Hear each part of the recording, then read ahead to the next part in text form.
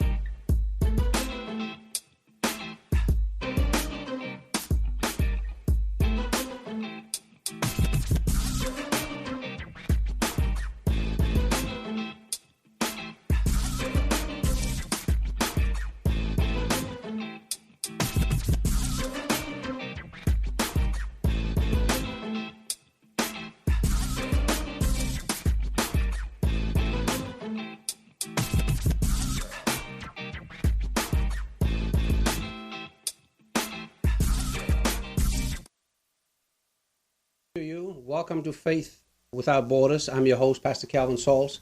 So glad that you're able to join us today. Again, looking forward to yet another thought-provoking and solutions-oriented conversation with some dynamic guests that will be joining us today. So it's so good to have you with us, and I hope that you and your family are doing well during this global pandemic called COVID-19. And that's going to be part of our conversation today. As you know, here at Faith Without Borders, our mission, of course, is to engage in the education and mobilization of multiracial and multi-religious transnational movements for social equity and planetary justice globally. Looking forward to your participation and your presence with us, and it's so good to have you with us. We're coming to you live from Lamert Park here in South Los Angeles. I want to give a shout out to Morris Media for their ongoing resourcing of us, as individuals utilizing this platform to facilitate information, inspiration, and instruction to see how we can claim victory over the virus. Of course, our topic today is in the fight together, pre-COVID-19 resistance, post-COVID-19 reimagination. And looking forward to that, because we want to really examine this whole phenomena that we've experienced and have observed now around how Black people, both in the United States and in South Africa, are disproportionately impacted by the coronavirus. We have some clues about why that is, but we're going to be having some individuals with us to talk about that. And we're going to start, as always, going home from South LA to South Africa, South Johannesburg, where my friend and colleague is standing by, Dr. Mary Adam. She's joining us via Skype. I'm going to see if we can bring her on so that we can hear what's going on, on the southern tip of Africa. It is a little after 11:30 p.m. there, and there's Mary. Mary, thank you so much for joining us. What's up? What's up? What's up? Hey, Ta! Hey, Ta! Hey, Ta! Hey, Ta! So glad you could We join. always got to do that. Hey, we got to bring it back home. We got to bring it back home. Listen, we've got to do what we've got to do, okay? That's true. As you know, it's always a joy for me to connect the south of Los Angeles with the south of Johannesburg. That is the intersection where I hang out, where I dwell, yes. And where I receive both my inspiration and my instruction. And so it's so good to have you. You've been with us now for the last couple of weeks, just giving us some information from the front lines, in South Africa. Mary is a physician, and she is serving at the Hani Baragwanath Hospital in Soweto, South Africa, which is on the south side of Johannesburg. And this hospital is an infamous hospital. A lot of history at this hospital. That's why it was named after Hani, one of my heroes. And so Yeah. But a lot going on at this hospital. It's a very dynamic place. It is really a place right now at the forefront of how we invite South Africans, into the prevention around COVID-19, the intervention of it, and then, of course, the elimination of it as we continue to do this work. So, Mary, first and foremost, how are you doing? How are your colleagues doing? We want to extend our appreciation to all of you on the front lines of this war against COVID-19. So let's kind of check in with you first. How is it with your soul? How is it with your spirit? And how are your colleagues doing? Hi, everybody. It's great to be with you again. And, as I always say, let's faith out and faith up, For me, I'm feeling a little bit more rejuvenated because I've had an opportunity to just take a couple of days rest away from the hospital, even though I am working on my research and other academics. But I've taken some time off just to center myself, bring myself, like how they say, you don't want to fall apart. And so I was just taking myself or bringing myself into myself. But I'm doing quite good. I'm quite rested, quite relaxed, working on my research and getting that done. My colleagues on the front line, we appreciate all the love and the support from across the world through various platforms that have come through, because it does give us a sense of what we're doing matters. We know that it matters, but when we see it on a broad scale, like it has been, it's so comforting. It's even more rewarding. And our patients are also grateful. So we're not only seeing it on a one-on-one, we're seeing it across the globe. And we're so appreciative from our spiritual leaders like yourself and community leaders and our governments. Well, some governments, but yes, our governments. You said some governments. You're about to send me into a whole nother realm. I ain't gonna go there. I'm gonna stay focused. I'm gonna stay focused. But yes. So thanks so much for that. We know that South Africa is entering its fourth week, on a national lockdown, and of course this, has brought about a lot of, for one, it's certainly working hard to prevent, infections, but also, to see how we can flatten that curve and get to a decline. But as you know, it has also adversely affected so many people, especially the marginalized, the least of these, the vulnerable folk, in areas, and especially, Black people, because of the living conditions, the socioeconomic conditions. We know that South Africa is one of the most unequal countries in the world, and that is a travesty. That is, a shame. But here we are, and at some point, we will be addressing just all those inequities. But we know that right now, Black folk in South Africa, and when I say Black folk, I mean all people of color are adversely affected, by COVID-19. Can you tell us a little bit about what you are seeing at Chris Hani Baragwanath? What are you seeing in the community just around the hospital, but then also in townships such as El Dorado Park? How is this lockdown affected the lives of our folks? Yes, indeed. I mean, you've just laid sort of the foundation of what South Africa looks like. We're still a young democracy of 25 years.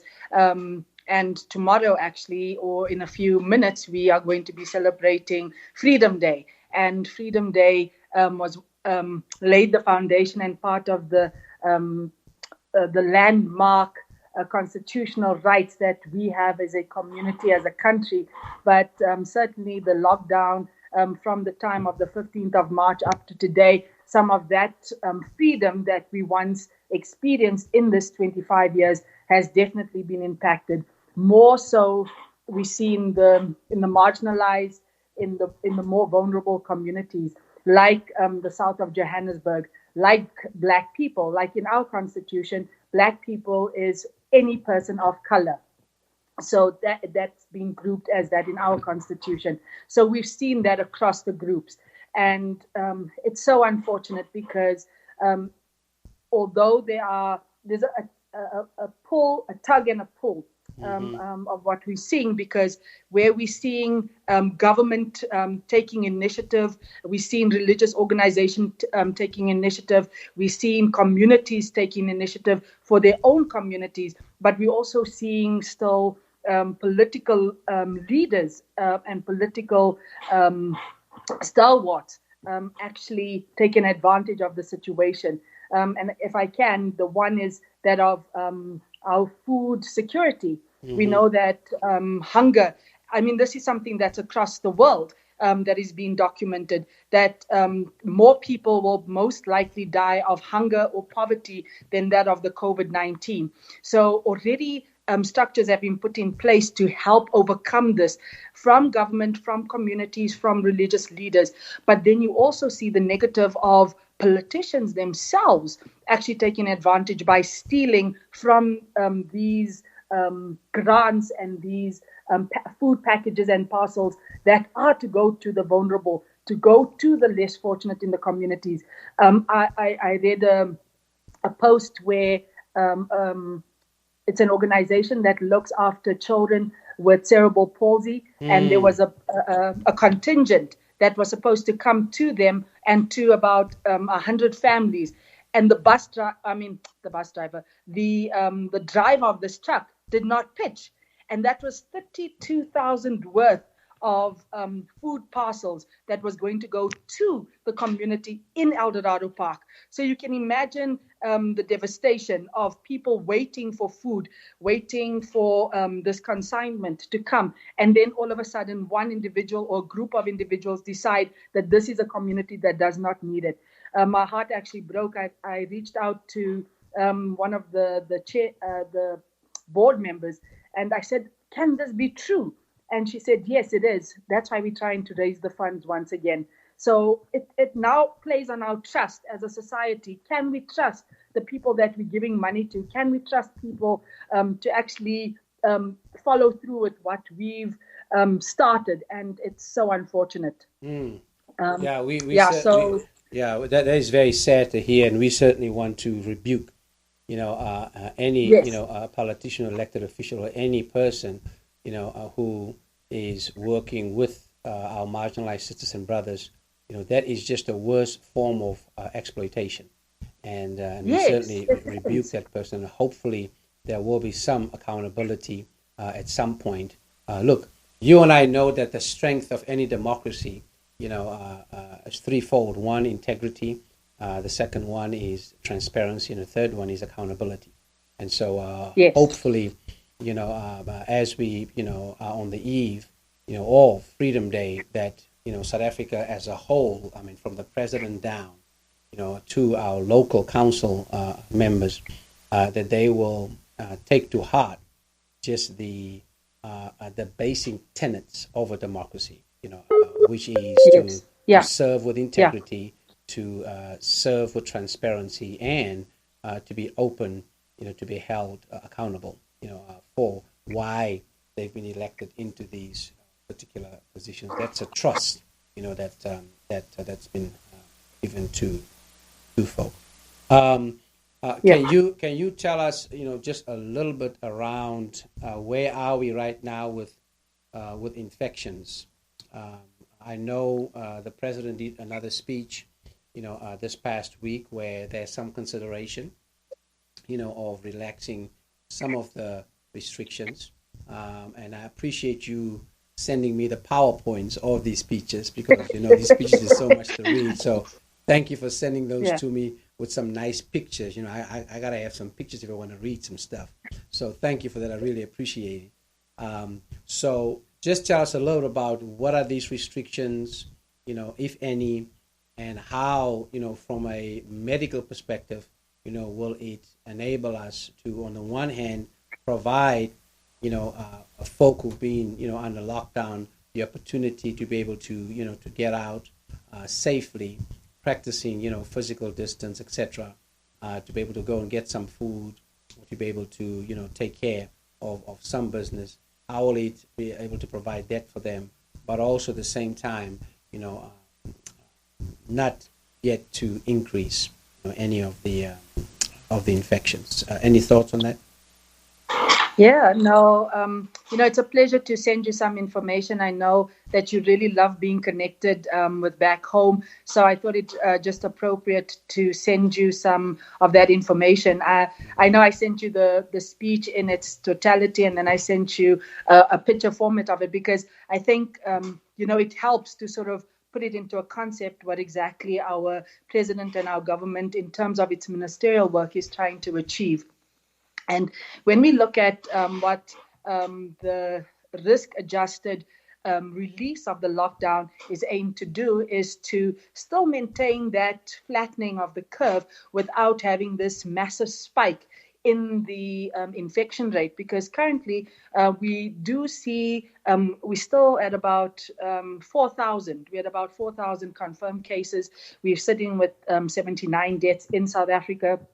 And then we've got a good number of cases, close to 1,900 cases that have recovered. So that's quite good in terms of the epidemiology of the infection rate in our country.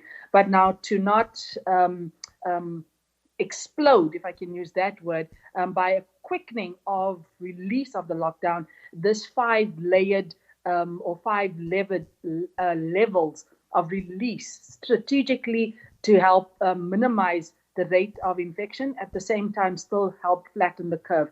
So what's going to happen on the 1st of May, which is another holiday, it's our Workers' Day, and still for that day, not much of our trade and industry is going to open up, but certainly the essential services, and now more people that need essential services will be able to go out. So that's still on the 5 level, on level 5, whereas in level 1 is a more relaxed restriction or lockdown that we'll see. But certainly as it goes from level 5 to level 1, we want to see can we manage with the release of these restrictions from one population to a next. I've seen in the States in the United States, where some of the states have actually decided to release the restrictions completely. But I've seen also the communities react in a way that says that if they do not open, the tennis courts, they do not open the golf clubs, but they're opening the hair salons, they're opening the barbershops. So it's a very different, contrasting sort of message that you're getting in the States of what one should do. Mm-hmm. But in South Africa, certainly, we've seen that the lockdown has helped us in somewhat, and now we want to see with the relaxing of that in a strategic manner, if we can still maintain that. The World Health Organization thinks that we are doing a pretty good job because they released a statement in the week that they're quite happy with how we have structured our processes within South Africa. So that was also a boost to our confidence in the country, both from a health perspective, a governance perspective, and a trade and industry perspective. Yeah, and you mentioned that risk-adjusted strategy that has about 5 levels. Can you tell us just a little bit about that? Because that could provide some insight for us, as to how this is happening for us here in the United States. And of course, we have 2 different kind of governmental systems. In the U.S., it's a federalist system, whereas South Africa, it's a very central, centralized government. And we do have a guest that's going to be talking about that from Atlanta, Georgia. And so we'll hear, how that's working, with what the governor there did, and then the mayor of Atlanta not, supporting, what the governor is doing, and just the dynamic of that, with local leaders. So looking forward to that conversation. But can you tell us a little bit about, the 5 levels of this risk-adjusted strategy that you just mentioned? Yeah. So the 5 levels basically, like I was mentioning, looks at how we can release the how can I say this? It basically looks at how as you've mentioned, it's a risk strategy to help maintain the flattening of the curve. So it's a 5-leveled strategy where the first level looks at, again, just reinforcing the the essential workers and the essential need to go out. This also reinforces the use now of surgical masks in this level as well, compared to what we were doing before. This has come now into play. The fourth level looks more at now relaxing more of the social interaction, going out for exercising, going out, but not obviously in the groups that they used to go out, but more of individual running, jogging, also the implementation of going to gyms, but also strategic the number of people going into gyms. So it looks at more how the social interaction of people, but still maintaining social distancing. Level 3 looks at now how can we actually enjoy these restrictions that are upon us. Again, this looks now at from level 3 to level 1, basically looks at how we can open up the economy a little bit more, especially for your small businesses and your informal trade within the country. So this looks more at your restaurants. It looks at the vendors on the streets. So that's what that looks like, basically. Level 1, on the other hand, is a more as back to what we would call pre-COVID, almost as normal as it can be, and watching the trends from there. Okay. One of the things we're going to be talking about today is, what is a new normal and who defines a new normal? From a physician's perspective, looking at these, 5 risk-adjusted, levels that you just, described so well, how would you describe a new normal, in South Africa? We're actually living a new normal because in South Africa, we've seen within the healthcare system that we can achieve. Like it was actually giving me hope looking at our MSc of Health in Gauteng, where he had visited different sites of our hospitals and our places of management for COVID patients. I don't know if you remember NASRAC, where we used to have our Easter celebrations. Yes. We have major concerts, international guests who come and they have their concerts there. Our country's got a different face to it. And it's amazing because what we're seeing is innovation of how to convert places like the NASDAQ Center as a care facility for patients who are under investigation, or what we call PUIs, persons under investigations. That accommodates as a starting point 200 people, and it's envisioned to see it as a place of safety and a place of caring for people of close to 2,000 people. That is amazing.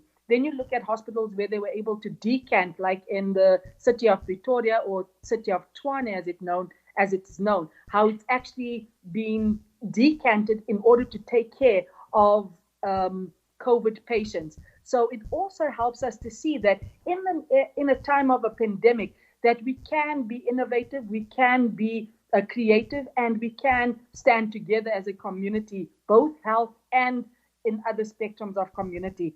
The other thing that is so innovative is our innovation in technology and health. Because what we've done is at, for example, Charlotte Maxeke Hospital, which is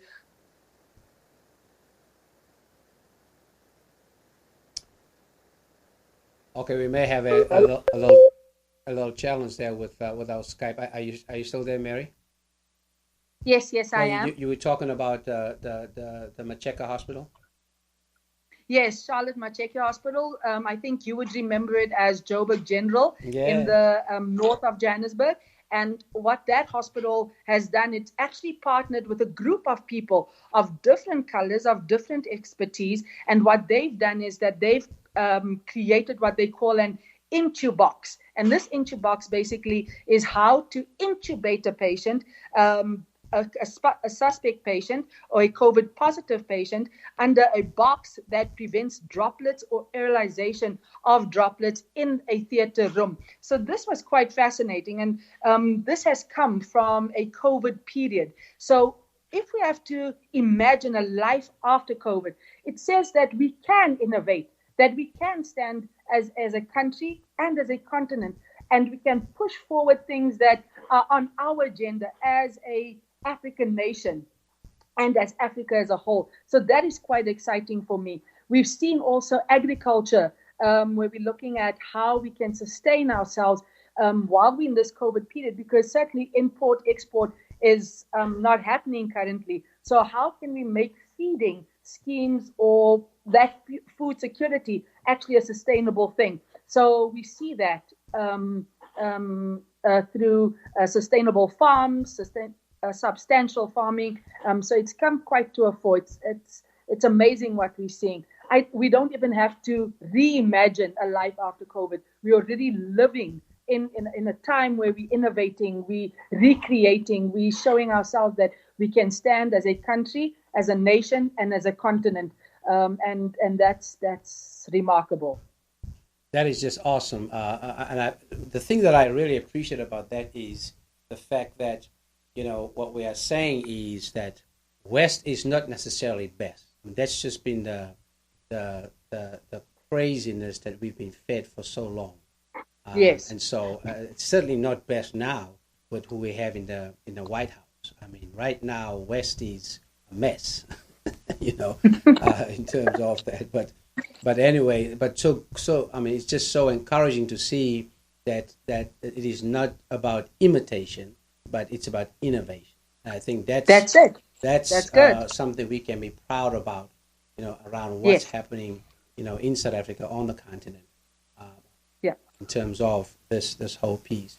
I know that we will be talking at some point around, the creativity agriculturally, as well as, what's happening, around the environmental pieces with, another guest, that's part of the Atlantic, Fellowship for Racial Equity, Dora. So she'll share with us about that at some point. But the other piece is, this whole inequity, piece that is just persisting in South Africa, and certainly tomorrow on Freedom Day will be haunting, all South Africans in general, but particularly the government, because that is just a painstaking challenge that Black people are still paying the brunt of this, and of course there's a lot of criticism around that in terms of how we've negotiated the peaceful revolution in South Africa around that, and the current president Cyril Ramaphosa was the main negotiator at CODESA during that time. Just some final words around how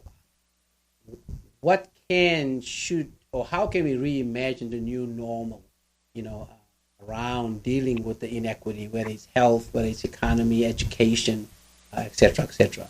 And you may want to just speak from the health perspective, as a physician. But how do we reimagine, health equity in South Africa? Before I go to that, you mentioned education, and that's one of our weak points, I guess, as well in our country currently, because we see that very clearly now, where we're talking about physical distancing and the use of internet, the use of mobile networks, operators to actually bring education into the home or bring education closer to sort of those who do have.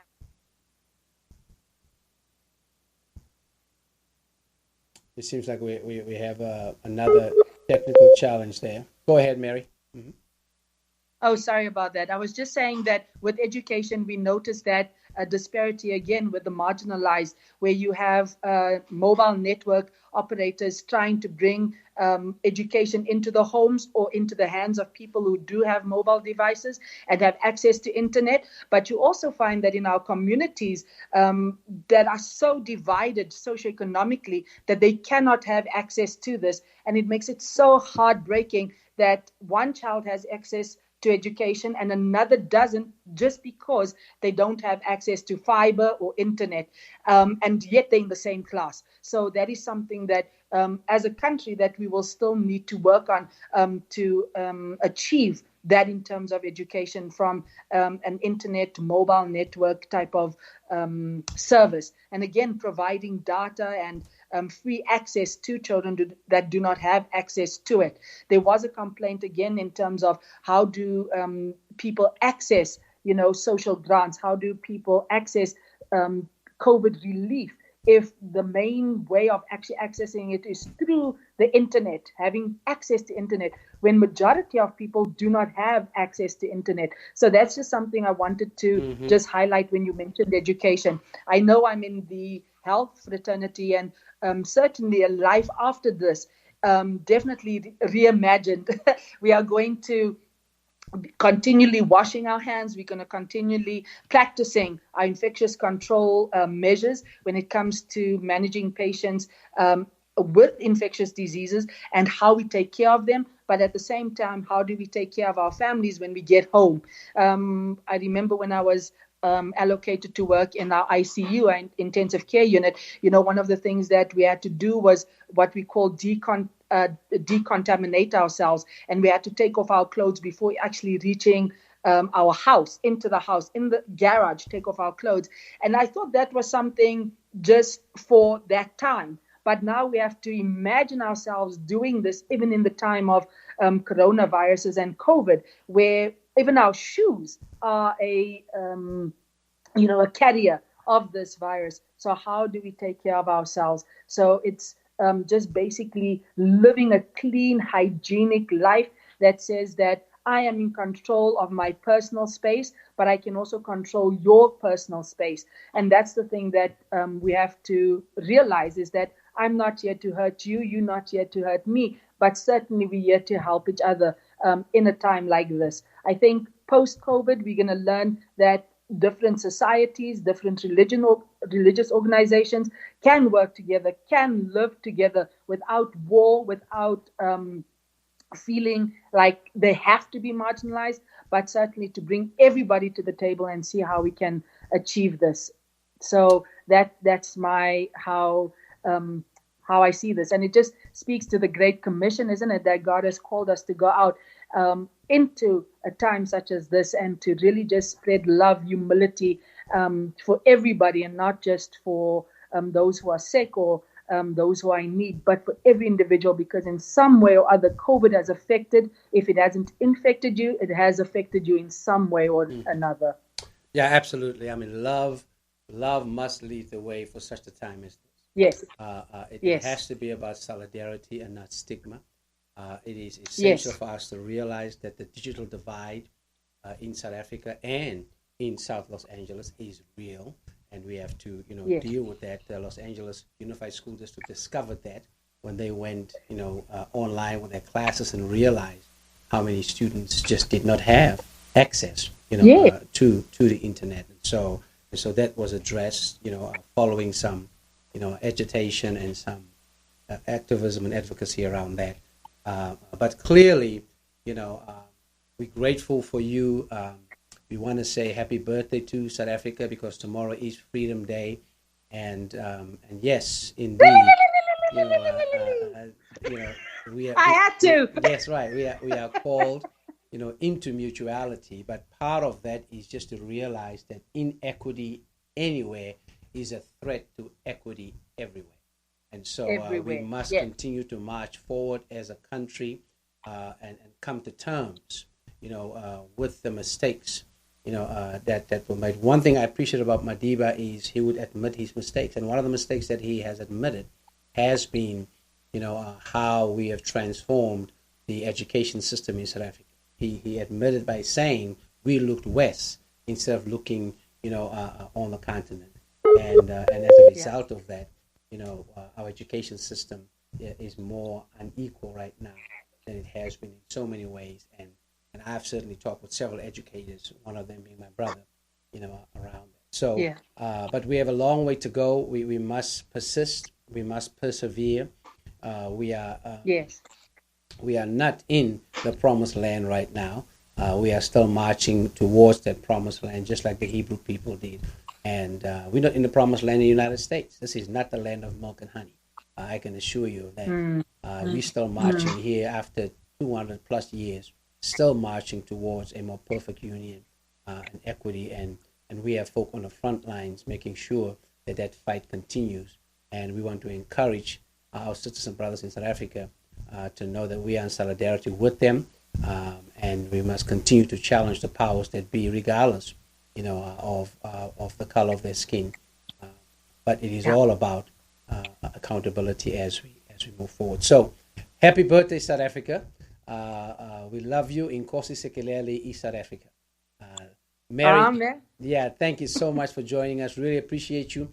Please extend our love to your family, my family. And I want to give a shout out to my brother, Bishop Jan Sauls. He is, at the Elohim Community Church in Kliptown, where I was born, an impoverished area, but a very historical area. They, this past week, started, handing out their food, parcels to the communities that I need there. And he remains on the front lines. And when he sends me pictures, I just remind him, I don't see you with your mask and your gloves, brother. So get your act together, okay? We need you alive so that you can help those, Yes. who are going through. But he's out there. He loves that community. Is a pastor at heart, and he's doing exactly what I'm doing here in South LA. So just proud of him. I want to give Elohim Community Church a shout out. Thank you so much, Dr. Mary Adam, who serves as a physician at the Chris Hani Baragwanath Hospital in Soweto, south of Joburg. So from the south of LA to the south of Joburg. Much love. Thank you so much. Thank you so much. God bless. Thank you. We're going to take a quick break and prepare our next guest to come on. So here's some music for you as we transition to our next guest with our conversation about, pre-COVID-19 resistance, post-COVID-19 reimagination. We'll be right back.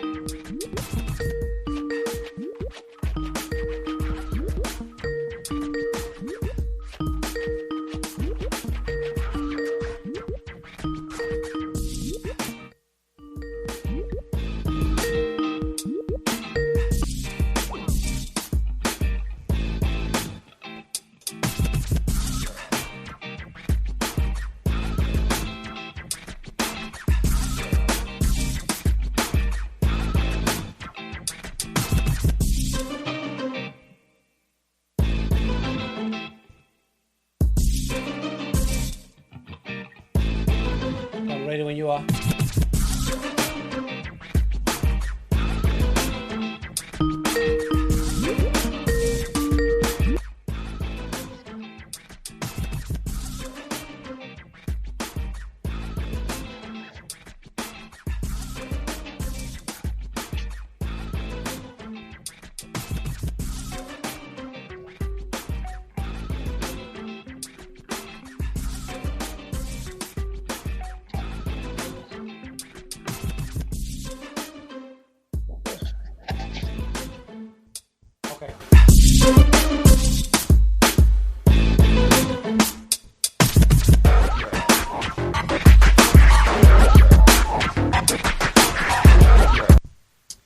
Welcome back. This is Faith Without Borders. I am your host, Pastor Kelvin Sauls. So glad that you are able to join us today. We are exploring this topic in the fight together, pre-COVID-19 resistance, post-COVID-19 reimagination. And we're going to be looking at the fact that, our black communities in the United States has been disproportionately affected by COVID-19, and just kind of delve deep into that. And the main question that we are exploring and asking here and probing is, who will develop the narrative for a new normal, especially here in the United States. That's going to be essential. That's critical in terms of who defines that, and so I'm so glad to welcome to Faith Without Borders my friend, my brother, and my comrade out of Atlanta, Georgia. And that is Pastor Monte E. Norwood. He is the senior pastor at the Bible Way Ministries International, and he's also the professor of theology at the Beulah Heights University in Atlanta, Georgia. So we're going from South LA to the south of the United States, and so looking forward to that. Pastor Monte, are you there? I'm here. All right, welcome. How you doing? Doing good, thank you. Doing good. Good. So glad that you could join us. First and foremost, thank you so much for taking the time to join us. Let's just start out by checking to see how you are doing and how's your family doing. I know you have 3 beautiful children that I happen to know. And also you can tell us a little bit about how is ministry going at Bible Way during this, COVID-19, shut down, but not shut out, in terms of that. So just kind of update us about how you are, family, ministry. Well, first of all, let me. Okay, look like we're having a challenge there with Pastor Monte. Okay, we're reconnecting. It looks like we have a poor network. So when we get, okay, there he is. Pastor Monte, you there? Yes, I'm here. Okay. All right. So we're talking about how you're doing family and ministry at Bible Way. Yes. So doing well. We're doing well. Things are interesting here. We are part of the national state of emergency quarantine shelter in place, although we are one of the first, if not the first state in the nation to start to open up again. And many of us feel like that's way too soon for us to be doing it. But I'm doing well. The church is doing well. We continue to stream our ministry. We have a food pantry that feeds several hundred families a month. And taking all of the precautions, we continue that food pantry with a mobile delivery as cars drive through, and we're able to give families in need of groceries what they need for sustenance. Oh, that's so cool. Family's doing well, church is doing well, ministry continues. All right. We're saying over here that we might be in quarantine, but we are not quarantined from God's love and God's hope. So that's just awesome. Glad that Bible Way, and I'm not surprised, under your leadership continues to be the church, Yes. and making sure that resurrection is real, for the folk, in that part of Atlanta.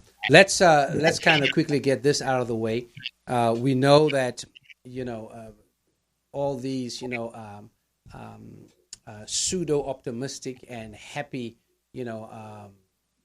hours of the press briefing that the president has, certainly, touting this whole thing about opening up back for business, and on the one hand supporting the governor, and then kind of turning his back on the governor. I thought the governor should have known that that's coming, because he'll flip the script on you, in a minute. But we want to give a shout out to your mayor, who is just standing strong. I watched the interview this past week, and one thing she said that was just extraordinary for me. She said, even though the governor, supersedes, what can be done in Atlanta, she said the governor does not supersede my voice. And so I'm exerting my voice and inserting my voice, to say that in Atlanta, we certainly do not see the evidence, the reasons, for folk to want to go and get a tattoo or go to the bowling alley, et cetera, et cetera. Can you give us just some perspective from the ground around, how that's playing out in Atlanta, but also, in the state of Georgia? So the governor is getting some pushback. This governor came to office by questionable means. He was the Secretary of State who counted the votes, and he allegedly jettisoned tens of thousands of voters, in particular voters of color, from the voting rolls, and only barely beat his competitor, Stacey Abrams, whom most across the nation have come to know. And so we feel like he's just continued a pattern of being divisive, of showing partiality and not good judgment, not wise judgment, and trying to move forward to open the state. And you've made a good point that he received support from the president, and then the president turned on him. I am a firm believer that one of the ways that people give up power is feeling like they don't have power. One of the ways that people give up their voice is feeling like they don't have voice. So I'm very proud of the mayor, Keisha Lance Bottoms, very proud of pastors who have taken a stand to say it's too soon. We don't know what will happen with this pandemic. We need to wait. We need to see. We know that our community has been very disproportionately impacted through what has happened. We know that it's still a challenge to get PPE. We know it's still a challenge to get testing. And many have been shut out of the economy, shut out of any recovery, shut out of any things that happened before this, as well as what's happening during this, as well as what will happen after this. So our voice needs to be heard. And so the governor's getting pushback from me, from many pastors who've taken a stand that we're not opening our congregations to reassemble as we did before the pandemic. We're waiting to see. We're listening to the CDC, the scientific community, the medical community. We want to do what's best for our people. Yeah, and again, that is just so powerful, Pastor Norwood, in terms of how we are allowing, faith not to be the enemy of science, but really to facilitate, an intersection between faith and science. Of course, one asks why and one asks what around it. So they certainly complement each other.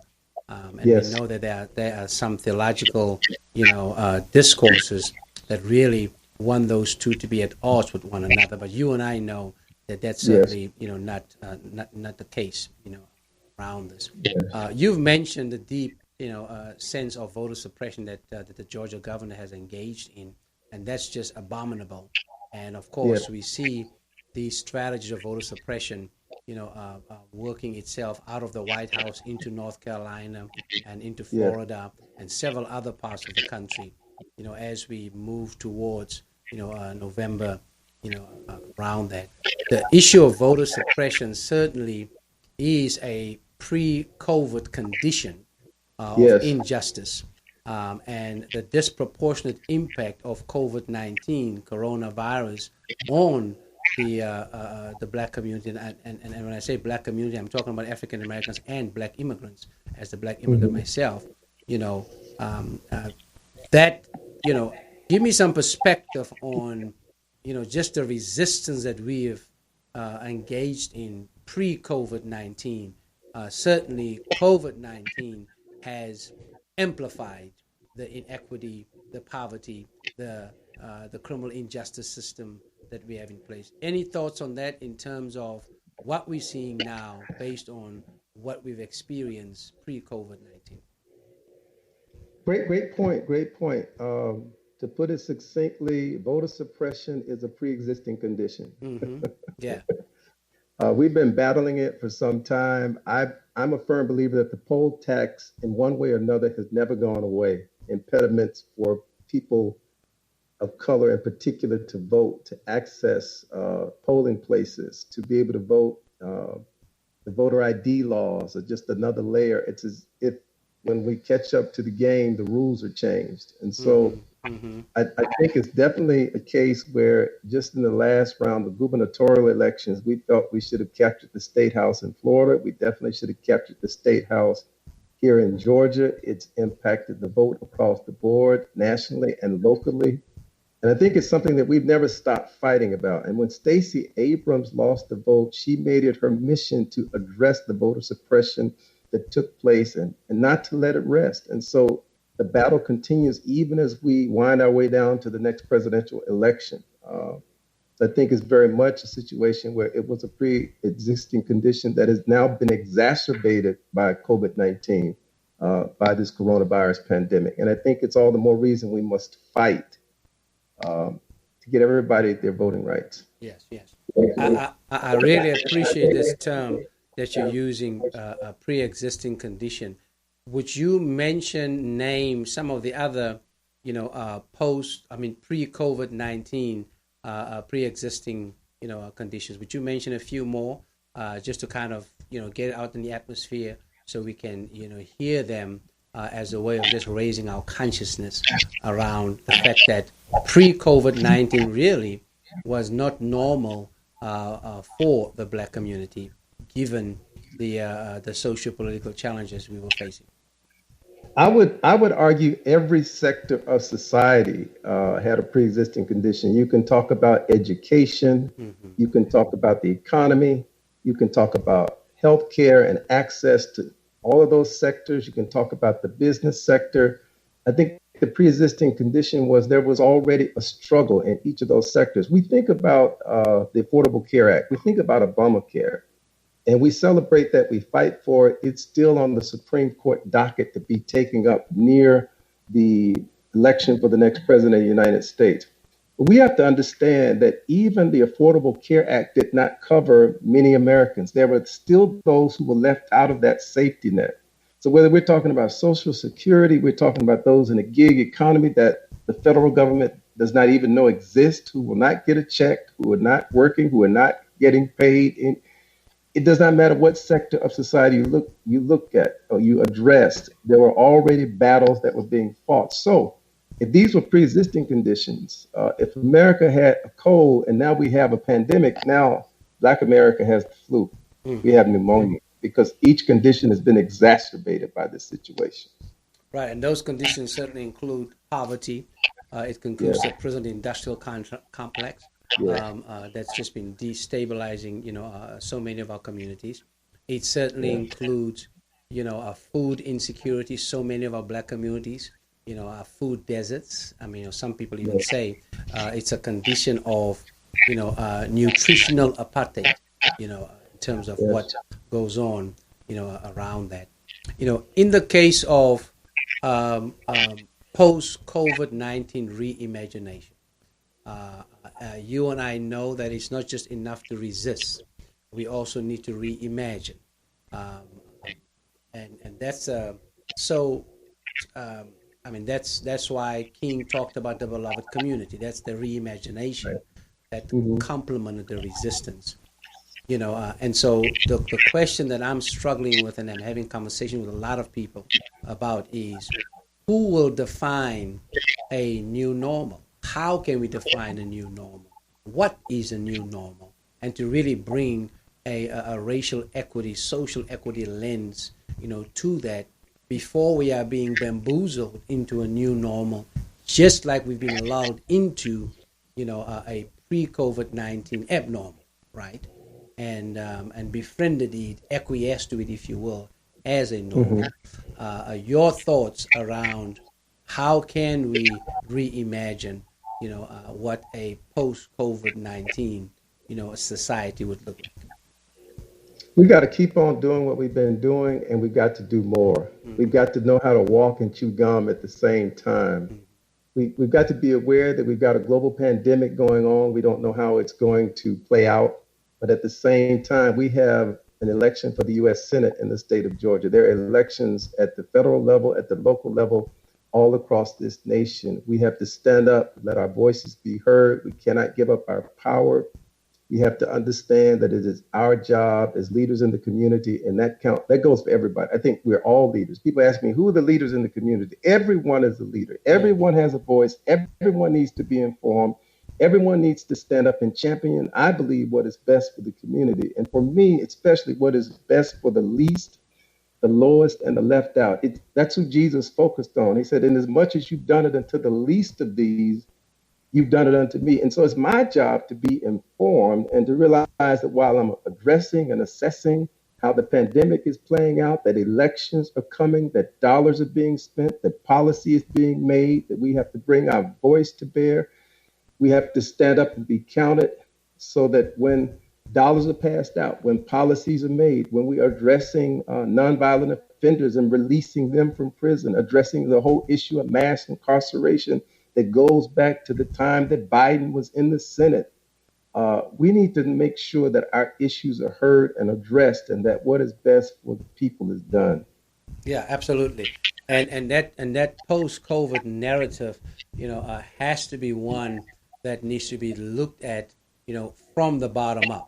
I mean, you mentioned, the least, the lowest, and the left out. How can we, let this be, a time for us to just realize that while, we have all of these packages, financial packages that have passed, through Congress, but it's clear that there's just a huge fight going on as to who gets what and how much, right? And also the fact that so much continues to still go to corporations, to big business, and there's just a fight in terms of how do we have to respond to the needs of people, at the grassroots level, around that. In terms of a post-COVID-19, narrative, as a pastor, as a theologian, as a leader, how would you describe, for Atlanta, let's just say for Atlanta or for Georgia, how, post COVID-19, what are some of the elements that you would like to see in place, for a post COVID-19 society in Atlanta and Georgia? I think we've got to coalesce with willing partners. We've got to share the responsibility in realizing that it's not enough for corporate America to be taken care of. What about Main Street? What about those who are being left out? We talk about the place of small business and how these huge financial packages that Congress has recently publicly passed are meant to reach and help the small business person because that's what makes America run. But it seems that is not what is actually happening with the allocation of those funds. It seems like it's not trickling down, if you will. We have this concept, usually a conservative economic concept of trickle-down economics, but it doesn't seem to trickle all the way down. I think we've got to coalesce. We've got to get the willing. We've got to get the left out. We've got to come to the table in force with our voice to be heard. We've got to get the politicians to the table. We've got to get big business to the table. We've got to do what it takes, even if it takes going back to the tools of boycott, whatever the tools are that we need to locate and utilize so that we can create a policy that addresses the needs of everybody. And I think that happens, by coalescing with people of like mind, like passion, those who understand that you talked earlier about Martin King's beloved community. And part of the concept of beloved community is understanding that we are all in an inescapable network of mutuality. So if we're not all helped, then it will eventually pull society down. We'll see the holes. It will play out. And so I think that's the importance of coalescing now around those interests and coming to the table and making sure that our voices are heard. And to remember that we are in this together during the best of times and during the worst of times. And that's going to be key for us. And so we have to keep our eyes not just on the prize way out there, but also keep our eyes on what's happening, right now. We know that Uncle Joe is the presumed Democratic candidate, and there is rumors that his vice president might be coming out of Atlanta, out of Georgia. Yes. And I have to say that person is United Methodist. Lord have mercy. So I ain't gonna mention any names, but he did reveal that the gender of the person. So I ain't gonna go there.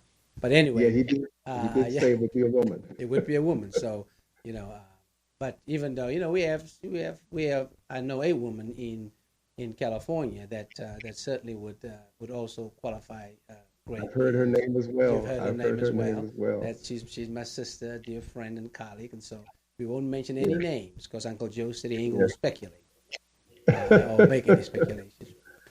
Based on Yeah, COVID-19, that platform is key because you and I know it's not just about the person.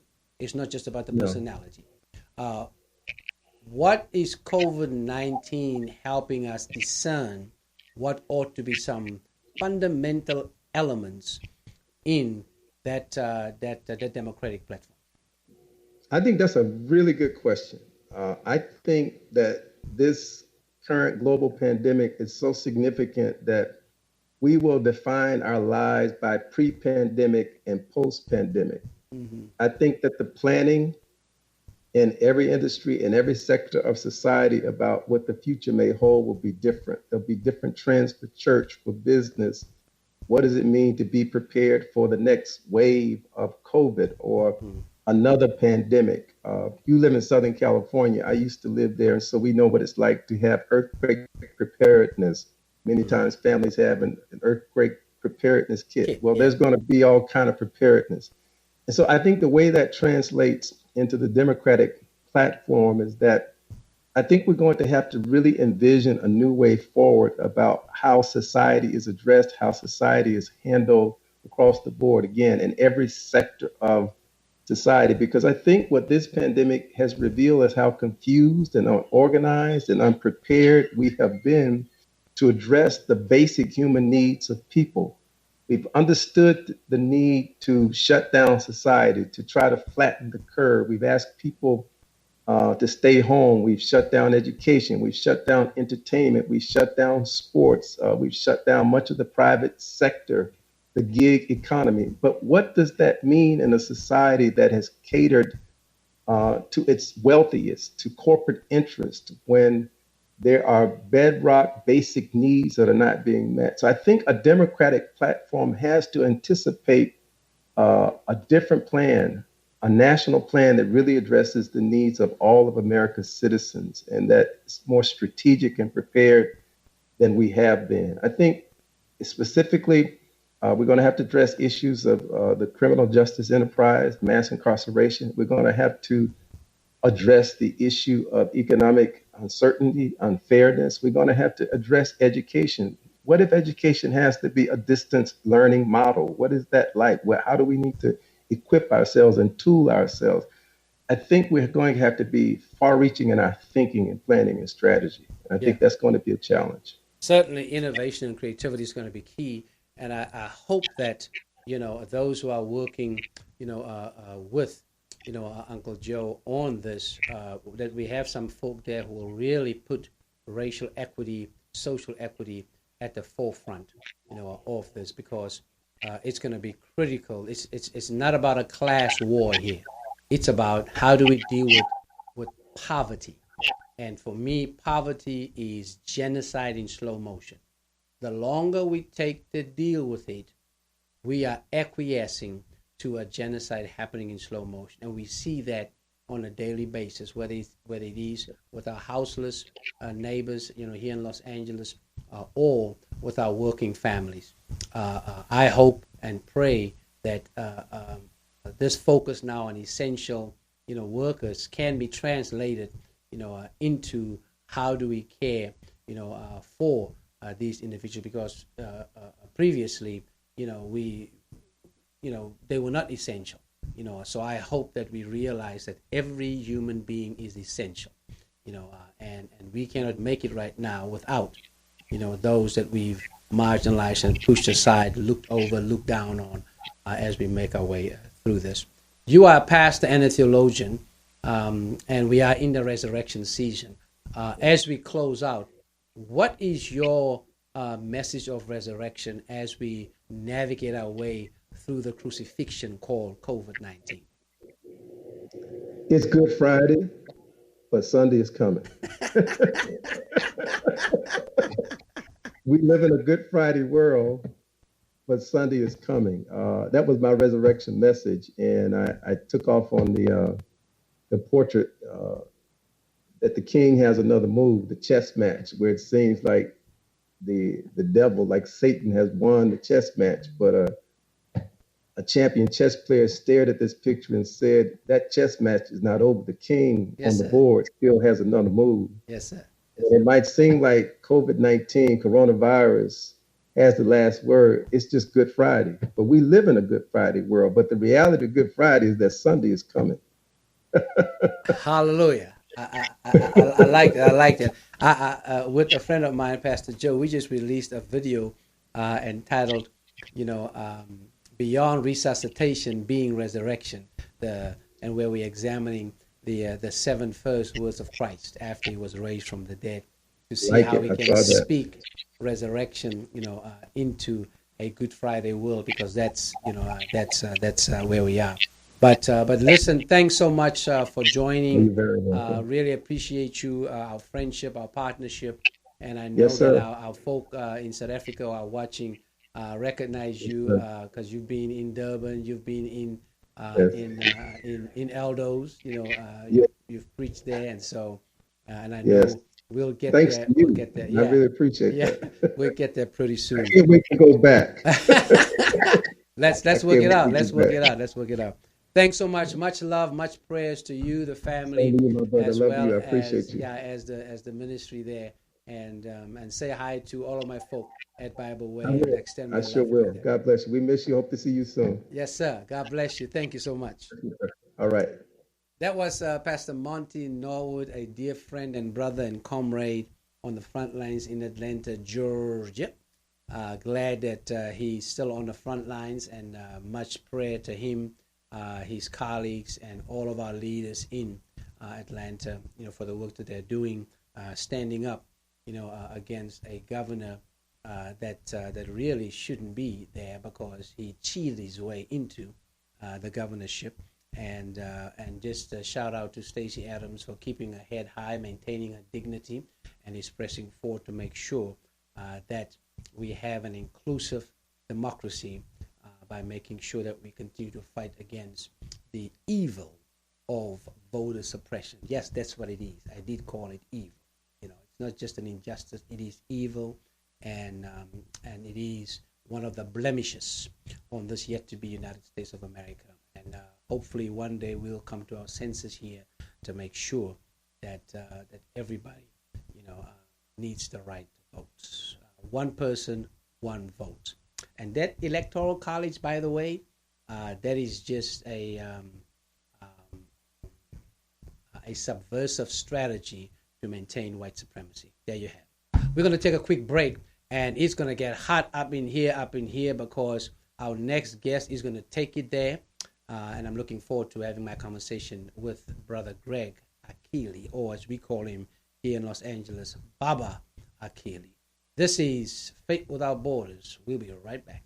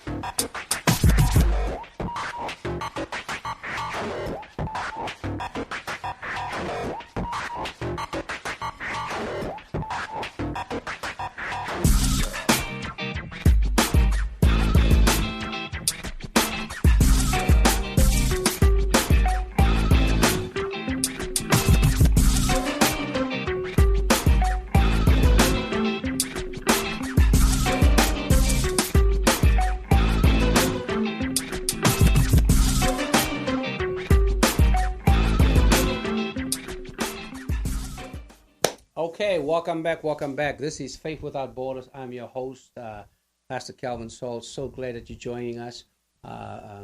Great to have folk joining us from all over the place, both here in Los Angeles, across the country, as well as around the globe.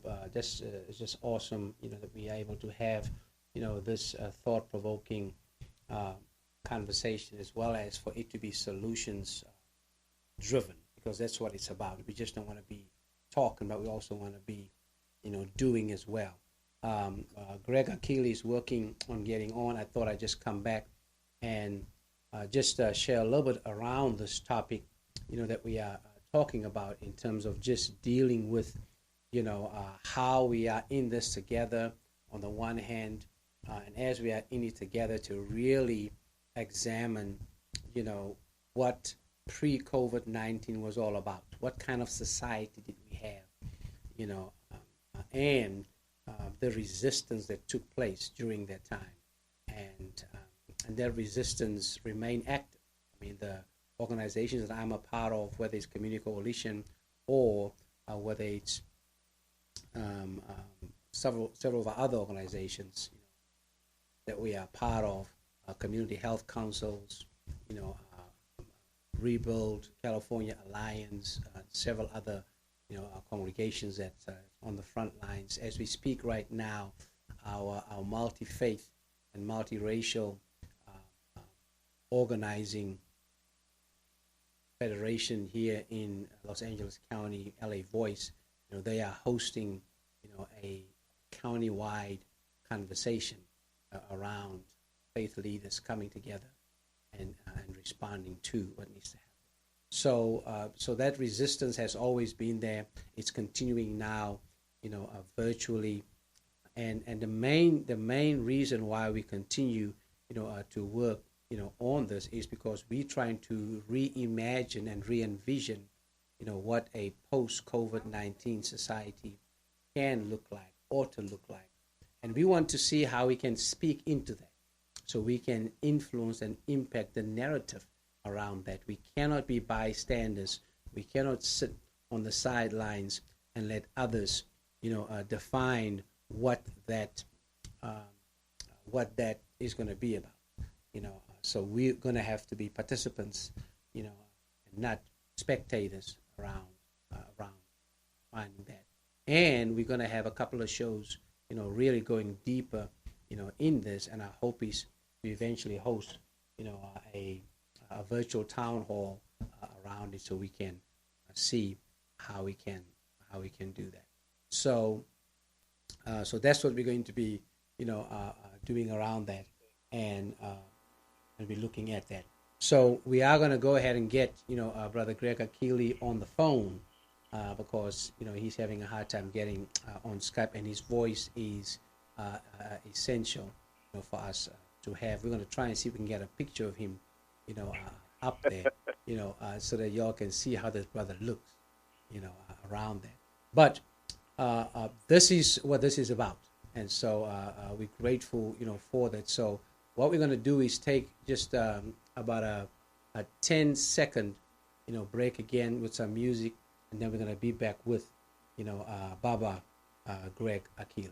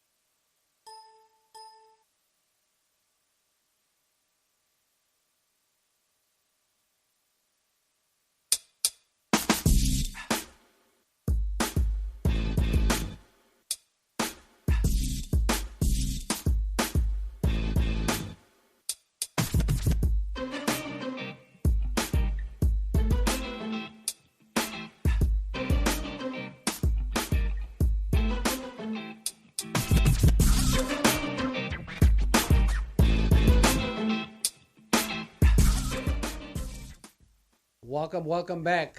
Faith Without Borders with Pastor Sauls. We got it all sorted out, and I think we have Baba Greg Akili with us. Are you there, sir? Absolutely, and I apologize for my technical difficulties, but I'm glad to be on with you today. I think this has been a great program, and particularly hearing from around the country. I think this whole concept of faith without borders is really, I think, a good concept, because if there's anything that doesn't have borders, that's faith. Absolutely. So I like that concept. Once again, I apologize for the technical difficulties, but I wanted to come on and at least share what I see going on and what I'm a part of happening. And I want to start out by saying that one of the things that this crisis has created, it has really torn the mask off America. It has really, I think, pulled away the myth of America. Many of our institutions are breaking down. And some of that's because of leadership, but some of it's because we didn't prepare for it when we had the opportunity. Our healthcare systems are breaking down. Our housing systems are breaking down, and they've been breaking down slowly, and we've been watching them. But this pandemic has really pushed them forward, and we have to deal with them now. So that's the first thing I think that we need to take stock of. That we like to think of ourselves American exceptionalism. Well, doesn't look like we're doing too well now. As a matter of fact, we are leading the world in COVID-19 deaths, which is not something I think we want to be known for. The other thing that I think it underscores and highlights, and I want to refer to the last person, that's the pastor who was on, this notion of precondition. Well, in our case, that precondition is institutional racism. There's four things in America I've observed that black people have to deal with. One is white supremacy, institutional racism, individual bigotry, and mass denial. And we have really fallen into the mass denial to the point where white, many of them who support the current president, consider themselves, they got a grievance that they are somehow victims, that somehow or another that they have lost and are losing.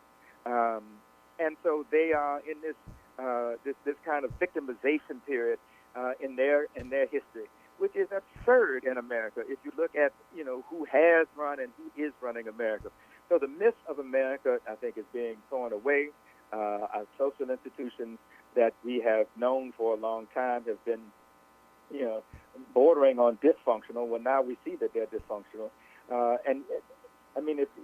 I just want to take healthcare as one of them. And if you look at housing, and if you look at the criminal justice system, those three together, you really see how bad that they are functioning and broken down. And so, I think that as we move forward, and I've heard you make reference to it with the other presenters, post this the COVID-19 pandemic, we have this opportunity to really get in and correct and improve and advance our infrastructures, our capacities, and how we deal. But I think it has to be based on, and what we are going to have to do as black folks, both worldwide and here in America, is develop a sense of demand that center around, cultural competency and the need for and the investment in our communities, in black communities, in immigrant communities, and to make, because, one of the things that people keep saying, well, COVID-19 strikes us all, but yeah, it affects some of us differently and more disproportionately. And I want to draw your attention to yesterday's LA Times article about how black and brown people are being disproportionately impacted by COVID-19. And I would add to that Native people, indigenous people.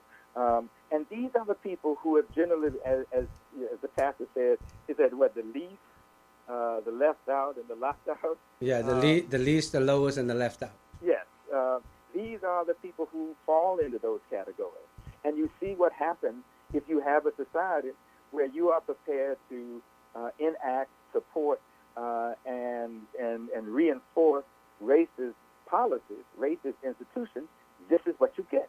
And what you see happening in America is that it's, as some of us say, the chickens are coming home to roost. Mm-hmm. And as Malcolm said, as an old farm boy, chicken coming home to roost don't disturb me. But I do think that we have an opportunity to move forward. One of the things that's happening here in L.A. is that we brought together Black Lives Matter of L.A. and other groups have brought together over 50 organizations, black-led organizations, to develop a series of demands, 55 demands, as a matter of fact, Mm-hmm. long-term and short-term demands. And we are working. We've shared them with our elected officials, with the governors and others. But they basically are connected to the current conditions. And if you look around the country, that is happening more and more. People are developing a set of demands because, as Frederick Douglass said, power never conceives anything Mm-hmm. without a Mm-hmm. demand. Never has and never will. And I think that's what we are going to, that's what post-COVID-19 is going to be about if we start it now. Yes. Making those demands for adequate, not more, and more than adequate, equitable health care. I mean, one of the things that, because I'm a part of something called Healthcare for All Black Mm-hmm. Voices, is that we can see the disparities, we can see the inequities Mm-hmm. in the healthcare systems and how black people are treated and all the, and it's certainly been dramatized by this. So, first of all, let me say, I like the fact that you are talking about now and tomorrow. Mm-hmm. Because if we don't talk about post this period, we run the very real risk of the right wing using this to impose their positions and even more, I think, disadvantaged black people, immigrants, and others. And so we need to take this opportunity while it is stressful now, but I'm also very hopeful. Yeah, yeah. No, absolutely. I mean, you've said a lot, and I want us to see if we can unpack some of it, and kind of, take what is hot to another level here. I promise, folks, that you're going to take it to the next level, and you've already done so clearly. And I agree with you that this whole notion of American exceptionalism is what has resulted in the whole sense of white fragility and the whole sense of white nihilism, that we find ourselves in. I think we need to, just really come to terms with that, as we move forward. But I want to land just for a few minutes, Akili, around some of these pre-existing conditions. You mentioned 4 of them, and I may or may not have captured them. When we were together at home and, during the Sanctuary of Hope Black Narratives event, I tried my best to write them down, but I couldn't, and I promised myself today I'm going to have to write these down and get them. I know them, I've talked about them, but you've grouped them together very, very well. And I want to see if you can just mention them again, and then maybe say a little bit, about each one of them, because you have kind of categorized these pre-existing, conditions around pre-COVID that has made up an unjust society and an abnormal, condition for us post-COVID that's now been exposed. Hence, the disproportionate impact, on black people. You mentioned, white supremacy, mass denial, institutional racism. You had another one. So mention all 4. And then maybe say a little bit about each one of them, just to break them down further, if you will. All right.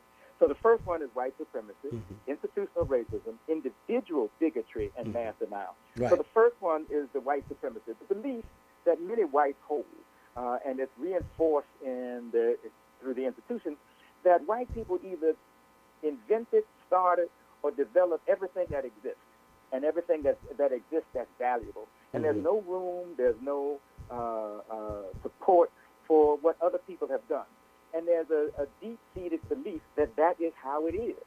That then translates into institutional racism, which says that because we are and have created and advanced everything of value, they create institutions that protect, promote, and support that belief. Mm-hmm. And then you have individuals who are bought into it and believe the stereotype that exist, that have been promoted about black people, about immigrants, about indigenous people, about lesbian, gay, transgender people. I mean, they believe the stereotypes and then act on those stereotypes, which support the institution, which reinforces the white supremacy, and then the mass denial. In America today, there is no racist. I'm not a racist, and we talk about these rationales that I've heard, and many of us have heard. I'm not a racist because I dated a couple of black guys. I'm not a racist because I played sports with black people. I'm not a racist because I was in the military with black people. I'm not a racist because I grew up in a neighborhood with black people. I'm not a racist because my grandchildren are black. I'm not you can tick off all of those rationales that people use on why they are not racist. But if you look at the institutional racism that exists, and you look, and here's a classic example, the disproportionate impact of COVID-19 on black people, brown people, and indigenous people. And if you're not a racist, then you, because you're not a racist, need to make sure and fighting for the adequate and equitable treatment of people. But you're not. You're mostly sitting around talking about how racist you are not. And I think those four factors, the white supremacy, the institutional racism, the individual bigotry, and the mass denial, have they work together to kind of reinforce the conditions that we find ourselves in. And so you cannot explain, unless you're willing to say it's in the water or it's in the air, that we are 9% of the population in LA, but we are 30% of the people locked up. You can, and you can identify almost any indicator in American society, negative indicator in American society, and we are disproportionately represented. It is just glaring with this pandemic that we're having, but it is unfortunately a reality in too many of our lives. In our education lives, we are disproportionately punished and put out of school. Our children are. Look at the homeless crisis that we face. 45% of the people who are homeless are black. Right. In a community where we're only less than 9%, 9% of the city, and less than that in the county. And so, how do you explain this constant disproportionality?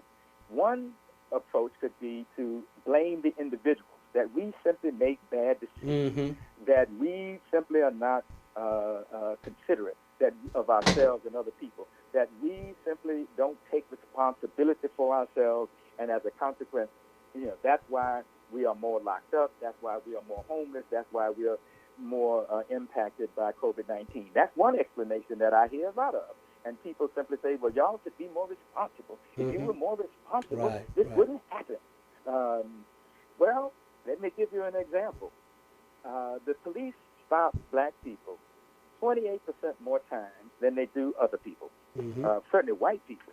Now, what bad decision did we make to get stopped? Okay, maybe we didn't get our tail light fixed. Okay, maybe we were driving too fast. Okay, maybe we, didn't have on our seatbelt. But in the end, you cannot simply say it's all about personal responsibility. Right. And then lecture us about how we're not being personally responsible, bordering on lecturing us about we're being personally irresponsible. And unfortunately, that is what we get into. White people lecture us about being irresponsible, and many of our black leaders, Brother Van Jones talked about how we need to be more responsible, and maybe the disproportionate impact of COVID wouldn't be as bad as it is. Well, how do you explain the disproportionate impact of asthma that we have?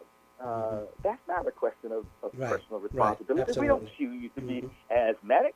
So I think we got to move away from that and look beyond personal responsibility.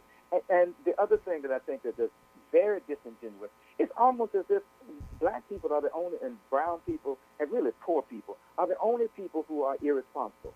Good, decent white people are not irresponsible, but they are obese. So how do they get that? Well, I guess that they aren't being responsible enough. I mean, so the idea that it's just, if we were more responsible, if we paid more attention, then we wouldn't be in this condition is an absurdity. But it is used as a rationale to say and explain why why, as a good, decent white person, why I don't have to do anything. Right. I mean, the rationale that, first of all, the first rationale is my people didn't own slaves.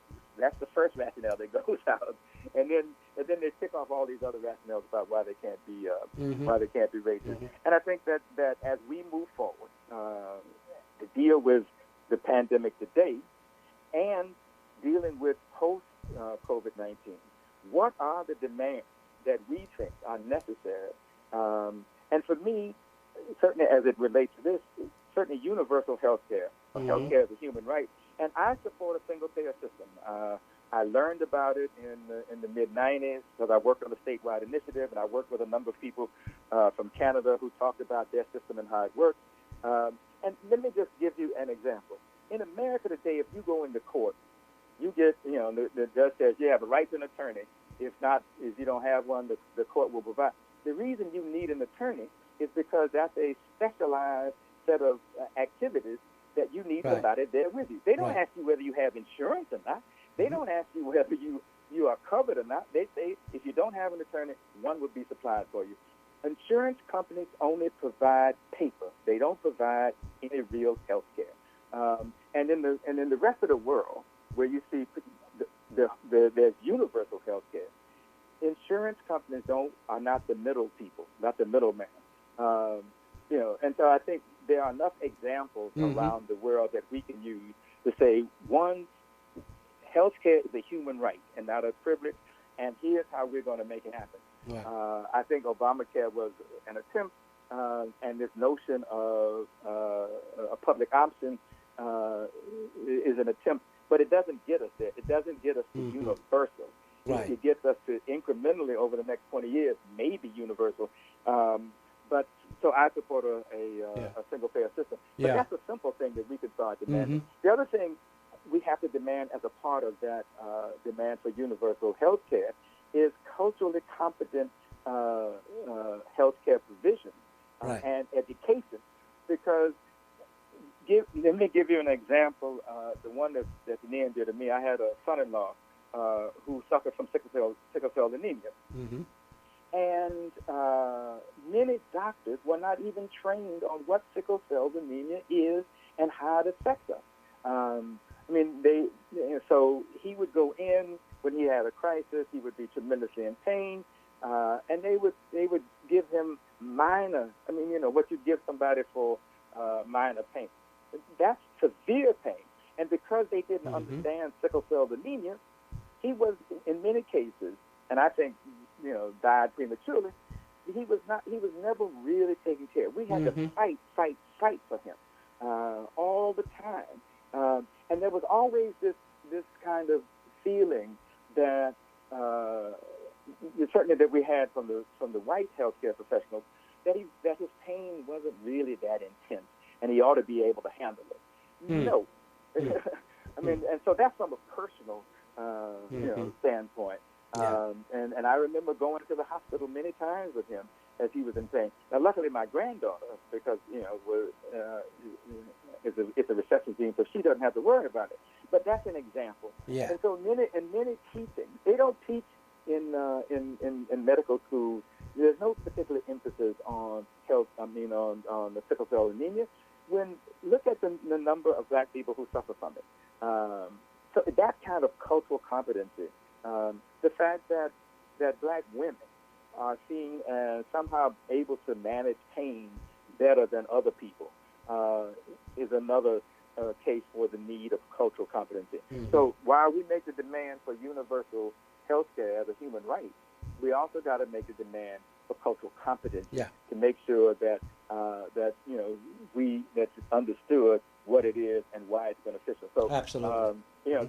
So those are just some of the things that we are going to, and I see it happening, because we are in our homes, and we now have to communicate electronically.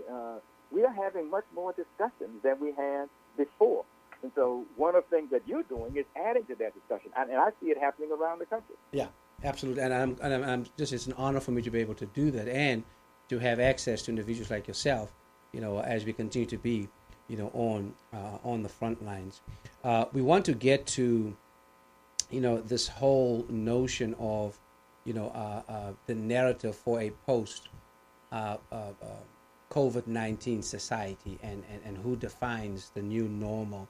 And you mentioned those 55 demands, and we don't have to get into all of them, but you can give us a gist of them. But I just want to, say that while, personal responsibility has its place, I am quite disturbed and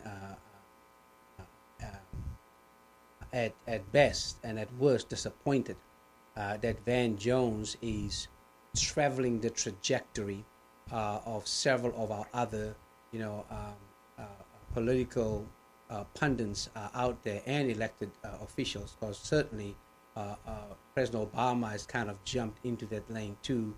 Bill Cosby has jumped into that lane, around the personal responsibility piece. That is just, again, an instrument that a white supremacist society, uses, to remind us that skinship doesn't mean kinship, and that argument, as far as I'm concerned, is from the pit of hell, and I will say that to Van Jones if I get the opportunity. That's just a lame excuse for going deep into the root causes, of why we are where we are, and you've named those four and categorized them. But this whole notion, about, hey, let's get into a race, and others have, Nike shoes to run and clothes that has the necessary research, scientific research, agility to get you to run fast or whatever, while others, are on crutches, and say, okay, now let's run together. And then when we get to the end of the race, we're like, well, why didn't you win? I mean, we all in the race together. That's the difference, between equality and equity. And that's why the whole piece is, how do we really deal with racial and social inequity that just continues to persist? It persisted in a pre-COVID, 19 society. It has been exposed thoroughly, painfully, and with much disaster, during COVID-19. And the question now is, where do we go from here? Do we go, into societal, chaos, or, do we, reimagine beloved community, in its most essential sense, right? In its most radical sense, so that post-COVID-19, is not necessarily the same as pre-COVID-19. You mentioned those demands. How can these demands influence, if you will, Baba Akili, influence the narrative for a post-COVID-19 society? Well, the first thing that those demands grew out of, the first demand, which was to know how we are being impacted. Mm-hmm. And we made that demand to our elected officials at the county and city level, because we wanted to know how are black people in LA being impacted by this pandemic and this particular disease. And after we pushed, we began to get some data. And the data started coming back that we were being disproportionately impacted, both in terms of testing and in terms of deaths, quite frankly. And so that the demands grew out of that. But I want to connect, before we go to that, we have some lessons from 2008, the recession that existed in 2008. Mm-hmm, mm-hmm. The recession that we're going into now is going to be worse than that. And we have some lessons. And like all things in life, many times failure can teach you more lessons than victory, mm-hmm.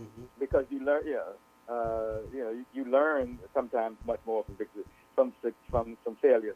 And one of the things that we don't want is this, and I think I heard the pastor talk about this, is this belief in trickle-down economics. Mm-hmm. That somehow we learned that lesson from 2008. Our communities were devastated and still haven't completely recovered from the 2008, 9, and 10 recession. Even though as the economy began to an upswing and certainly more of us became employed, much of our incomes, our infrastructures in our community have not yet recovered. So the first thing we got to do, and as we look at demand, is look at the lessons from the 2008 recession, and make sure we don't repeat that, and call for and demand people-centered bailouts instead of corporate-centered bailouts. So that's the first thing. And then here in LA, once we began to find out that we were dying disproportionately, we developed some very quick, some immediate demands. Complete collection and release of the LA County and California data on COVID-19 and death, with particular focus on areas with large black populations. Universal access to testing in black communities throughout the county, especially in South LA, Watts, Skid Row, Compton, and Inglewood. No forced vaccination. Destruction and no destruction of COVID-related medical records to be held by health entities. Prohibit of sharing of non-COVID-19 related medical information with government entities, because many of us was concerned that this would be used to jack up our insurance rates, quite frankly. And so that's why there should be no sharing. Collection of self-identified racial, gender, income, age, and occupation demographics. Adoption of, the other thing that we call for is adoption of all the education demands that have been presented by the students deserve. Publicly contracting with black-owned restaurants and stores for healthy food and supplies. Resources not enforced for black-owned businesses that have not been able to shut down. So we wanted resources. Employ properly equipped nonviolent community care workers as neighborhood resources instead of expanding patrols and funding the police and law enforcement. So we want to shift that focus. We want to shift the focus of law enforcement altogether. Funding for neighborhood-based community care plans in black communities, and on-demand safe housing and supportive housing, for unsheltered people and those feeling unsafe in unsafe conditions. And then to guarantee a timely assistance billing process. Those are the short-term ones. Those are just, and I just with our timely assistance filing for economic resources, including unemployment, small business loans, and grants, and funding to provide free, culturally sensitive funeral and burial cremation services for people, who have been from the death, and then immediate release of all pre-trial, bail-eligible, elderly, youth, pregnant, infirm, people who are in detention now, immediate release of all parole-eligible, parole-suitable, elderly, youth, and pregnantly infirm persons in detention, and providing free housing, health care, food resources for their return. So those are just some of the more immediate ones that we put out. We've engaged our city council members. We're engaging our members on the board of supervisors, and we look to be engaging the mayor. And we sent a letter to the governor in terms of what these demands and what we are calling for. Some of the more long-term demands start with the universal access to health care, medical education that centers on culturally sensitive and eliminating implicit bias and anti-black racism, funding for organizations that address overarching environmental racism in the black community, weekly farmers markets in black communities, vouchers for fresh products for produce for black residents of Los Angeles that are universally accepted at all places where they sell food, funding for culturally sensitive healthy eating and food preparation classes by black-led organizations. So these are some of the longer-term things. Funding for black organizations to start and support maintenance of home-based fruit, vegetable, and herb gardens. funding for Black-led, culturally competent free exercise and wellness classes, funding for free culturally competent counseling and mental health resources for Black residents of Los Angeles County, which I think is critically important. Oh, so absolutely. Those are just some of them. Yes. Well, thanks for that. I hope that we can engage another conversation around this, Greg, where we can just zoom in on these, demands, because you and I know it is not about the person that's been elected, but their platform that we have to pay attention to, and whenever possible, influence it, for greater impact. Let me ask you, the second last question, and that is, we have a lot of elections coming up in November, city, council elections. We have, especially for CD10 for us, we have, of course, supervisory elections, and of course there will be state, I believe, but of course presidential as well. So my question is, how can we utilize these demands, to influence the platforms of those who are, running for election, that will enable us to determine, whether they, are worthy of our vote, if you will, around. Any thoughts on how we can take these 55 demands and insert them into influence these platforms from local to national? Well, we're certainly doing it locally now by reaching out to the current elected officials, some of whom are running either for re-election or for election to other offices. So we are targeting those local elected officials and state elected officials to get this in front of them and to get a commitment from them that they can support these demands. So that's the first thing. And by having these demands and getting those commitments, we can then create some accountability. Because too often we talk about accountability, but accountable for what? Because we haven't demanded anything. We haven't said we got to have this, in our community. And so I think by having them, getting them in front of the, people who are running for office and people who are in office, and getting at least, if they reject it, okay, we got it.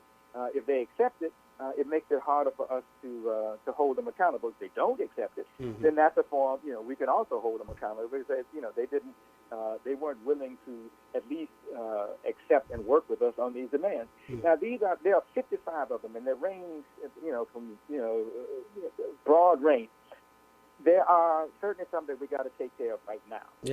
Right. And we certainly want the testing, we certainly want the resources, and we certainly want a commitment to make sure that we are informed, because that's what has been the challenge for us.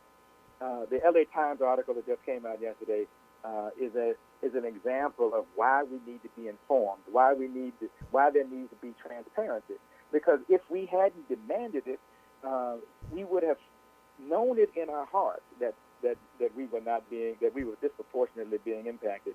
But it's once we got the data that demonstrated it, then it allowed us to come together and to come up with these demands. And I think that level of transparency is something that we're going to have to keep demanding at all levels, local, statewide, and nationally, because we need to know how we are being impacted. We know intuitively because of racism, institutional racism in particular, but once it is documented, then we can make arguments for this is how you can correct it, and then begin to put some issues and things on the table to do that. So some of it starts with transparency and openness, and making sure we have access to the data and the conditions. Then the second thing is agreement. Can we get agreement to support these? Right. And then the third thing, if we can't, accountability. Yeah, absolutely. And I know post COVID-19, we certainly will be collaborating on some forums that we've always done. I know there's a delay on it now, but we may want to think about, Greg, some virtual forums, as COVID continue, because we can certainly still engage our candidates virtually, if you will, by using technology, so we can get them into conversation and debate around what is needed and how we're moving forward. I know we have so much to talk about, man, and we haven't even touched. We're going to get to the water thing because I know you went to a conference in Abuja, and we've talked about connecting what's going on in Abuja, Nigeria, around water, with what happened in Flint, and just a whole global water crisis that's going on. So we definitely gonna connect on that so that you can share some insights. Oh, please, about that conference that you as a matter of fact, we were headed back in August to Ghana. It might be a little change now to do a regional session on the issue of water as a human right. Yes. But the COVID-19 has kind of put some of that on hold yet. We're still planning for it, but there are a number of, when I say regionally, we're looking at a number of countries around the continent that are water. What did you say? You called it apartheid. I just heard you say it. Oh, I call it nutritional apartheid. Yeah, nutritional. Well, this is water apartheid. Well, H2O apartheid. Yeah, and it's a great challenge because Dr. Mary Adam that joined us at the top of the hour. At the beginning. What we're dealing with here is we're saying to people, wash your hands frequently, but in a lot of our townships in South Africa, people don't have access to water, or they have to use a communal tap, because of that. So that makes, hand sanitizer much more, viable and effective, to use because folks just don't have access to water. So water, is critical, it's essential, and we certainly will get to that. I'm looking forward to it. My final question to you, please. I didn't, introduce you properly. You are the director of the Fannie Institute, project coordinator around accountability. Tell us just finally, what's the Fannie Institute and what are some of the things that you guys are up to? Well, the Fannie Institute was started, we've been going now about 4 years now. We started because we wanted to do, we wanted to recognize Fannie Lou Hamer, Sister Fannie Lou Hamer, for her contribution. Yes. She was a prominent and forceful civil rights leader. Absolutely. And a strong sister.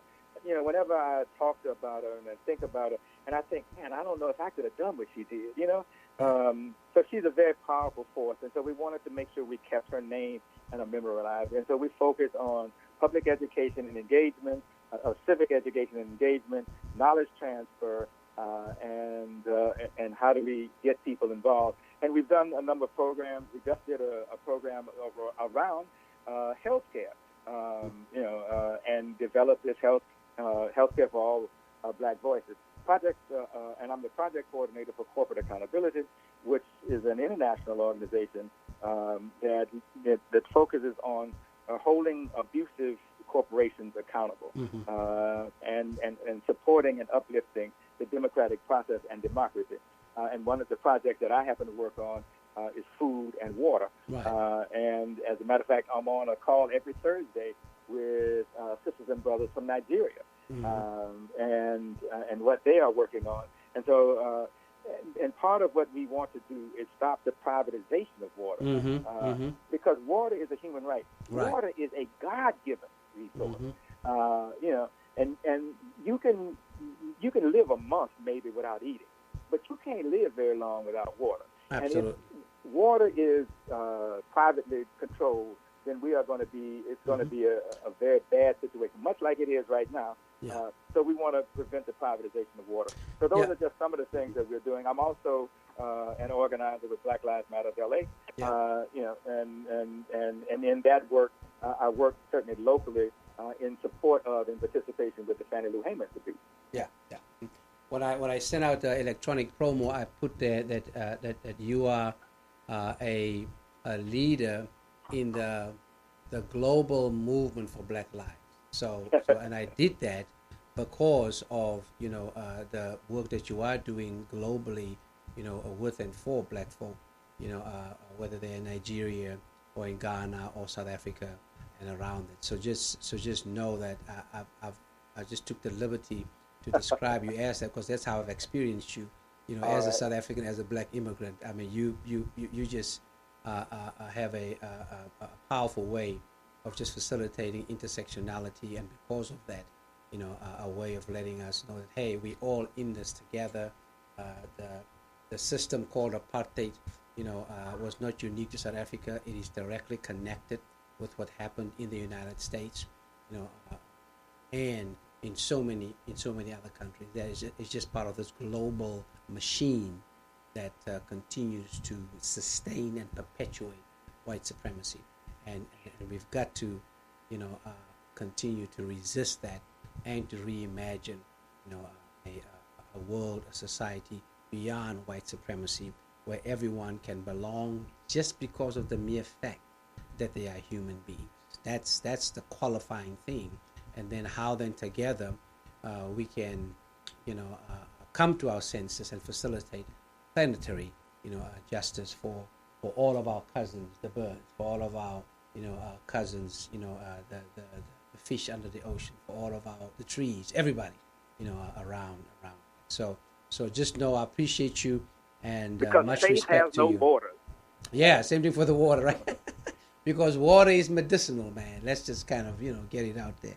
But listen, Akili, man, appreciate you, and I want everyone to know, just like Beyonce, we just call her Beyonce. Before we called him Baba Akili, he was just Akili. But now he's Baba Akili because of the respect that we have for him and the work that he has done. Thanks so much. Appreciate you, and looking forward to our ongoing work together, man. Much love. All right, I appreciate it, and I appreciate this show. And faith does not have any borders. Yes, sir. I appreciate you doing that. Right. Thanks, man. Much love. All right. All right. Thanks so much for joining us. This has been Faith Without Borders. I'm your host, Pastor Kelvin Sauls. I just want to close out by saying that I've mentioned to you that here in Southeast LA, we've been working on an initiative called Compassion, amid the coronavirus crisis initiative, and we've tackled the issue of food insecurity, in Southeast Los Angeles, and we're going into our 6th week right now, and we have served over 7,000 meals, and this is happening all over the place. We serve both, families, but also we serve houseless neighbors, making sure that they have at least one meal a day, and it was a joy for me to be out this morning facilitating, worship through service by delivering, some meals to my houseless neighbors and making sure they have water, because it's really getting hot out here, and we want to make sure that they remain hydrated. I'm leaving here to get back to the church, Peace Chapel Church, who's anchoring, this initiative for us with so many, sponsors. This week is going to be exciting because Community Health Councils, the organization that I work for, that I'm a part of, where I am glad to work with just some awesome and brilliant leaders there, such as Veronica Flores, Sonia Sanchez, as well as my sister, Oceane Gilliam, who is heading up this next level initiative that we're heading into. We are coming together with Sustainable Economic Enterprises of Los Angeles, also known as SELA, to distribute 8,000 farm boxes to South Los Angeles families for the next 8 weeks.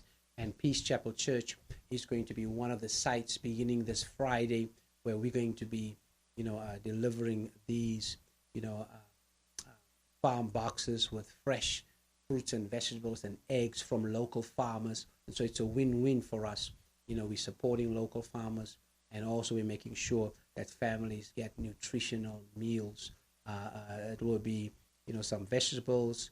It will be oranges, some fruit, and a dozen of eggs from local farmers within the SELA network. And so this means that an individual that will receive a box of produce and eggs, it is about a week's worth of produce for a family. We are excited that this week we're going to be elevating what we've been doing, to that level, and just see how we can be a blessing to our sisters and our brothers. This is what resurrection is all about. And so just glad to be part of that team. And I want to give Oceane a shout out for her leadership on it. And of course, our leadership at the Community Health Councils for the work that they are doing. It's, as always, been a privilege and a joy for me to be with you here on Faith Without Borders. I am Pastor Kelvin Sauls. We'll see you next week as we continue to engage in thought-provoking and solutions-oriented conversation. Take care and be good.